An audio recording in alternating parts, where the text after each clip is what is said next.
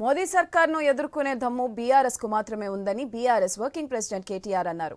MP ఎన్నికల్లో తమకు బీజేపీతోనే పోటీ అన్నారు. కేసీఆర్ మళ్లీ రాష్ట్ర రాజకీయాలను శాసిస్తారని ఆయన చెప్పుకొచ్చారు. సీఎం రేవంత్ మాయమాటలు చెప్పి ప్రజలను మోసం చేశారని మండిపడ్డారు. రైతులకు 15,000 రైతు బంధు ఇస్తామని అబద్దాలు చెప్పారని అన్నారు. రైతు రుణమాఫీపై పూటకో మాట మార్చుకుంటూ వస్తున్నారని ఆరోపించారు. 16 జిల్లాలు రద్దు చేసేందుకు రేవంత్ రెడ్డి కుట్ర చేస్తున్నారని కేటీఆర్ అన్నారు. సిరిసిల్ల జిల్లా కేంద్రంలోని శాంతినగర్, గాంధీ చౌక్, తెలంగాణ చౌక్ లో కరీంనగర్ పార్లమెంట్ అభ్యర్థి బోయనపల్లి వినోద్ కుమార్ కు మద్దతుగా ప్రచారం నిర్వహించిన కేటీఆర్ ఈ వ్యాఖ్యలు చేశారు. కాంగ్రెస్ తో లేదు, నాకు తెలిసి కాంగ్రెస్ మూడో ప్లేస్ కరెక్టేనా? మన పోటీ ఉన్నది బీజేపీతో.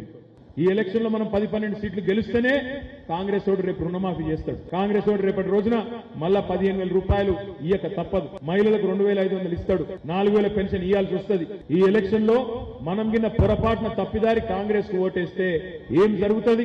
నేను ఏ పని చేయకపోయినా, పచ్చి అబద్దాలు ఆడినా, కేసీఆర్ ను తిట్టినా, బూతులు మాట్లాడినా ఇవాళ నాకే ఓటేసిండ్రంటే ఏ పని చేయాల్సిన అవసరం లేదు.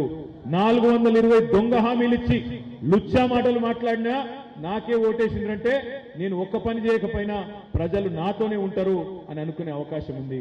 అందుకే మీ అందరినీ నేను కోరేది, ఇట్లాంటి లుచ్చా మాటలు మాట్లాడే లుచ్చా నాయకుడు రేవంత్ రెడ్డికి రేపు బుద్ధి చెబుదాం. గట్టిగా ఓటుతో కాంగ్రెస్ పార్టీని పాతరేద్దాం. మనం గట్టిగా కష్టపడితే ఒక 10-12 ఎంపీ సీట్లు కొడితే తప్పకుండా 6 నెలల లోపలనే తిరిగి కేసీఆర్ గారు రాష్ట్ర రాజకీయాన్ని